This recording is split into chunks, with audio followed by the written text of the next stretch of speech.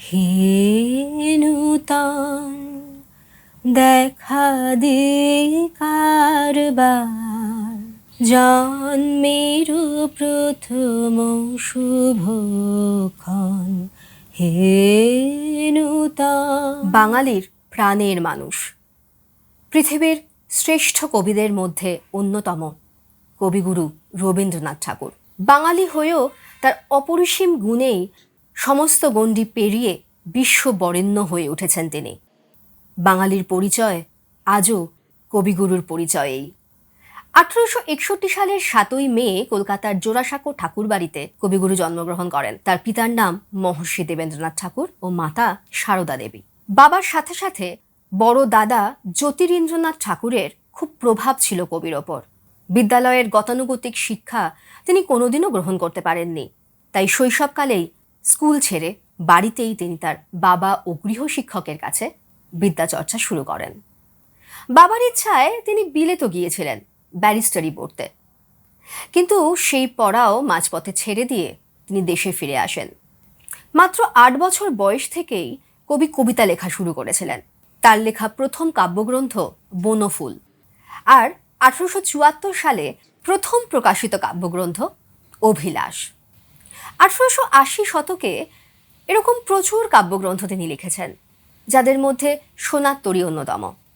এছাড়াও নানা ছোট গল্প, মণিহারা, কাবুলিওয়ালা, ঘরে বাইরে, পোস্টমাস্টার প্রভৃতি বাংলা সাহিত্যকে সমৃদ্ধ করেছে।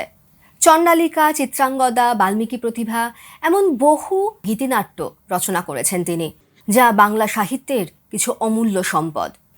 কবি একাধারে লেখক, কবি, নাট্যকার, গীতিকার, সুরকার, আবার চিত্রকরও। বহুমুখী প্রতিভার অধিকারী কবি বাড়ি ছিল সঙ্গীতের পীঠস্থান। তৎকালীন বড় বড় গায়ক যেমন বিষ্ণু চক্রবর্তী, যদু ভট্ট, রাধিকা গোস্বামী প্রভৃতি বড় বড় শিল্পীরা তাদের বাড়িতে আসতেন, গান গাইতেন। এমনকি সেই বাড়ির ছোটদের তালিমও দিতেন। ব্যতিক্রম ছিলেন না কবিগুরু নিজেও। বিষ্ণু চক্রবর্তী ঠাকুরবাড়ির প্রথম সঙ্গীত গুরু হিসাবে নিযুক্ত হন। ছোটবেলা থেকেই তাই কবিগুরু মাঘোৎসব বা বিভিন্ন পূজা পার্বণে অন্যান্য ভাই বোনদের সঙ্গেই গান গাইতেন। জোড়াসাঁকো ঠাকুরবাড়ির শিক্ষা ও সাংস্কৃতিক পরিবেশ তাকে প্রাচ্য ও পাশ্চাত্যের সুরকে সমানভাবে গ্রহণ করতে সাহায্য করেছিল।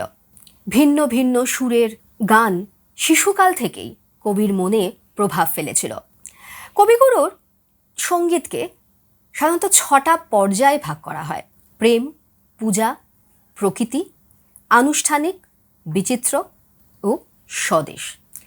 প্রাচ্য ও পাশ্চাত্যের বহু সঙ্গীত ধারার গান ও সুরের সঙ্গে রাবীন্দ্রিক বৈশিষ্ট্যকে মিশিয়ে এক মহাসাগর তৈরি করেছিলেন রবীন্দ্রসঙ্গীতের। তার লেখা কবিতাতেও তিনি সুর দিতেন। আর সত্যি কথা বলতে কি, সেই কবিতার কথাগুলি নাকি সুর, কোনটা বেশি মনোগ্রাহী আলাদা করা কঠিনতর কাজ। বিলেত থেকে যখন পড়াশোনা শেষ না করেই তিনি ফিরে আসেন, তখন তার পিতা তাদের জমিদারি কাজ পরিচালনা করার জন্য কবিকে পাঠিয়ে দেন শিলাইদহে। বর্তমান বাংলাদেশের রাজশাহী ও কুষ্টিয়ায় তিনি বহুদিন ছিলেন।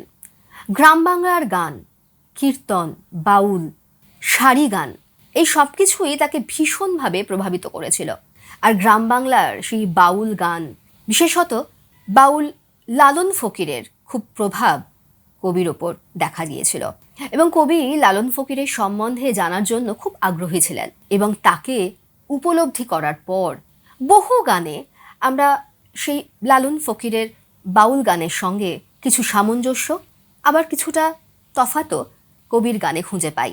বাউল লালন ফকির মনে করতেন যে মানুষের প্রাণের ভেতর বা মনের ভেতর ঈশ্বর বিরাজ করেন, আর মানুষ যতক্ষণ সেই নিজেকে চিনবে ততক্ষণ সে কিন্তু ঈশ্বরকে চিনতে পারবে না, বা ঈশ্বরকে বুঝতে গেলে আগে নিজেকে বুঝতে হবে। অপরদিকে কবি সরাসরি এমন কাউকে তার বন্ধু হিসাবে চাইতেন যিনি তাকে সেই পরমাত্মার কাছে নিয়ে যাবেন, সীমার সঙ্গে অসীমের মিলন ঘটাবেন। লালন ফকির লিখেছিলেন, আমার ঘরের চাবি পরের কাছে। আর সেই গানকে অনুসরণ করে কবি লিখলেন, ভেঙে মোর ঘরের চাবি নিয়ে যাবি কে আমারে। লালন লিখলেন, যার আপন খবর আপনার হয় না। আর কবি লিখলেন, আপনাকে এই জানা আমার ফুরাবে না। লালন বলেন, মনের কথা আর বলবো কারে। কবিগুরু বলেন, আমি হৃদয়ের কথা বলিতে ব্যাকুল, শুধাইল না কেহ। আবার লালন বলেন, মিলন হবে কত দিনে আমার মনের মানুষের সনে। কবিগুরু বলেন, আমি তারেই খুঁজে বেড়াই যে রয় মনে আমার মনে। লালন ফকিরের বিভিন্ন গানকে এইভাবেই উপলব্ধি করে কবি নিজের মতো করে তার সাথে কোথাও সামঞ্জস্য রক্ষা করেছেন, কোথাও বা পুনর্গঠন করেছেন। আবার পূর্ব বাংলায় থাকার সময় তিনি পদ্মা নদীর কথা খুব বলতেন। পদ্মা নদী ছিল তার খুব প্রিয়। আর নৌকা বাইচ খেলার সময় যে দ্রুত গতিতে গান গাওয়া হতো, সেই গানের অনুসরণে কবি লিখলেন, এবার তোর মরা গাঙে বান এসেছে, জয় মা বলে ভাষা তরি। আবার আজি ধানের ক্ষেত্রের রৌদ্র ছায়ায় মহীশুরী ভজনের সুরে তিনি লিখেছিলেন, আনন্দ লোকে মঙ্গলালোকে। আর দক্ষিণী সুরের ভাবধারায়, আজি শুভ দিনে পিতারও ভবনে, অমৃত সদনে চলো যাই। এরকম ভিন্ন ভিন্ন সুরের বা ভাষার গান যেটাই তার ভালো লেগেছে, সেই গানের ওপরই তিনি নিজের কথা বসিয়ে নতুন গান তৈরি করেছেন। বর্তমান ওপার বাংলার জাতীয় সঙ্গীত ও আমার সোনার বাংলা কবিগুরুরই লেখা। কবিগুরুই এমন একজন কবি যার লেখা দুটি গান দুটি দেশের জাতীয় সঙ্গীত হয়েছে। এক, জনগণ মন অধিনায়ক জয় হে, আমাদের ভারতের জাতীয় সঙ্গীত। আর অপরদিকে আমার সোনার বাংলা, যা বাংলাদেশের জাতীয় সঙ্গীত। তিনি একদিকে যেমন ভারতীয় দেশি সঙ্গীতকে গ্রহণ করেছিলেন, অন্যদিকে পাশ্চাত্য সুরেও তিনি বিভিন্ন গান রচনা করেছেন। তার সঙ্গীতে বিদেশি সুরের প্রভাব লক্ষ্য করা যায় বেশ কিছু গানে, যেমন আমি চিনি গো চিনি তোমারে, বা তোমার হলো শুরু আমার হলো সারা, বাল্মীকি প্রতিভা, মায়ার খেলা, কাল মৃগয়া প্রভৃতি গীতিনাট্যে এই পাশ্চাত্য সুরের প্রভাব লক্ষ্য করা যায়। বিভিন্ন সঙ্গীতের মতো কীর্তনও ঠাকুরকে খুব প্রভাবিত করেছিল। তার লেখা ভানুসিংহের পদাবলিতে প্রথম রাধাকৃষ্ণের প্রেমলীলার ওপর তিনি এই কীর্তনের সুরে গান রচনা করেছিলেন।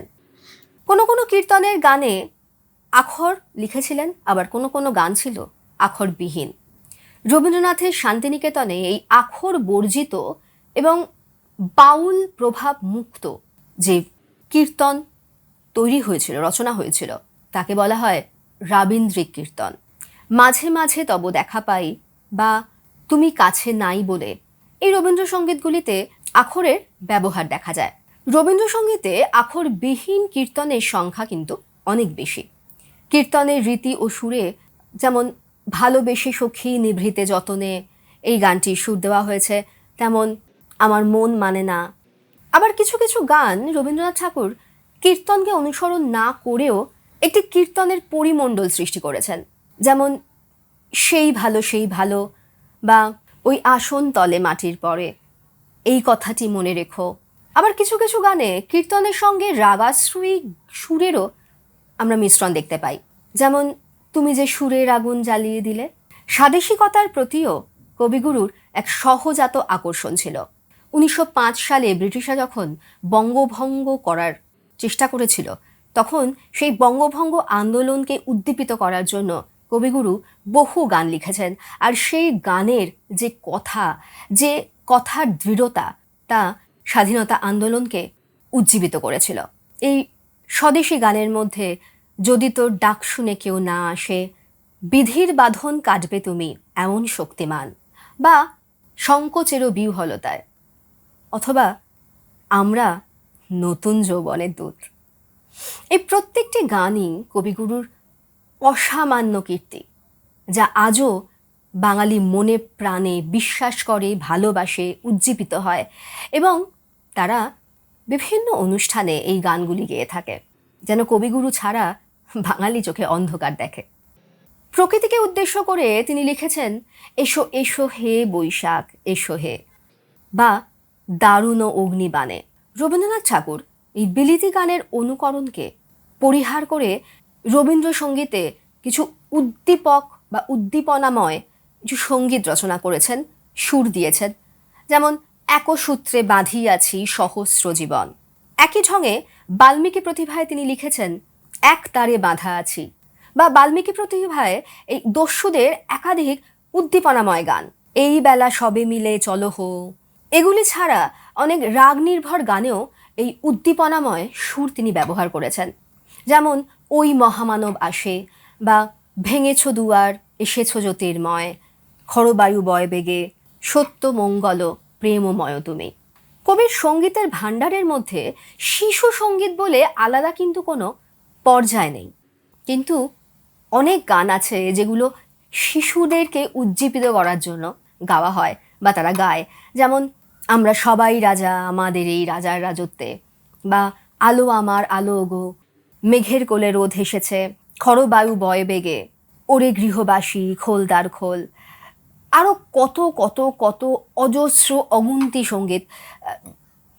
কবিগুরুকে একটা এপিসোডে বিশ্লেষণ করা সত্যি সম্ভব নয়। 1901 সালে শান্তিনিকেতনে তিনি তৈরি করেছিলেন আজকের বিশ্বভারতী বিশ্ববিদ্যালয়, আজও যা বাঙালিদের কাছে একটা পীঠস্থানের সমান। 1912 সালে কবিগুরু গিয়েছিলেন বিলেতে, তখন তিনি লিখেছিলেন গীতাঞ্জলি। আর গীতাঞ্জলি কাব্যগ্রন্থের ইংরাজি অনুবাদ করে সেটা প্রকাশিত হয়। 1913 সালে প্রথম ভারতীয় হিসাবে সাহিত্যে নোবেল পুরস্কার পান কবিগুরু। তিনি দেশকে খুব ভালোবাসতেন। তিনি নেতাজিকে বলতেন দেশনায়ক। যখন পাঞ্জাবের জালিয়ানওয়ালাবাগের সেই হত্যাকাণ্ড ঘটেছিল, নৃশংস হত্যাকাণ্ড, সেই হত্যাকাণ্ডের প্রতিবাদে কবি ত্যাগ করেছিলেন সেই নাইট উপাধি। জীবনের সকল স্তরে সকল ক্ষেত্রে কবিগুরুকে ছাড়া আমরা সত্যি কি এক দণ্ডও যেতে পারি, এক পাও এগোতে পারি? জানি না। কি অনুষ্ঠান চাই? আনন্দের অনুষ্ঠান, দুঃখের অনুষ্ঠান, শোকের, সব অনুষ্ঠানে গান গাওয়ার মতো তার ভাণ্ডারে অজস্র গান। কোনটা ছেড়ে কোনটা গাইবেন, কোনটা ছেড়ে কোনটা বাজবেন? আজও বাঙালি গর্ববোধ করে, বাঙালি বুক ফুলিয়ে বলে আমরা বাঙালি। কবিগুরুর চরণতলে আমাদের ঠাঁই। কবিগুরু তার জীবদ্দশায় নিজের স্ত্রী, কন্যা এবং এক পুত্রের মৃত্যু শোকও পেয়েছিলেন, কিন্তু তারপরও তার কলম কিন্তু থেমে যায়নি। বাংলার 1348 সালের 22শে শ্রাবণ কবিগুরু আমাদের সকলকে কাঁদিয়ে পৃথিবীর মায়া ত্যাগ করে সেই পরমাত্মার কাছে চলে যান। সারা জীবন যাকে তিনি খুঁজে বেরিয়েছেন তার গানে।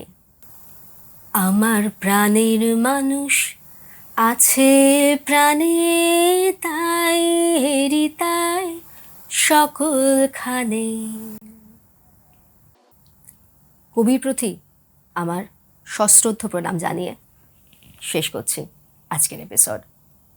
ভালো লাগলে অবশ্যই লাইক ও শেয়ার করবেন। চ্যানেলটিকে গ্রো করতে আপনাদের সকলের সাহায্য একান্ত কাম্য।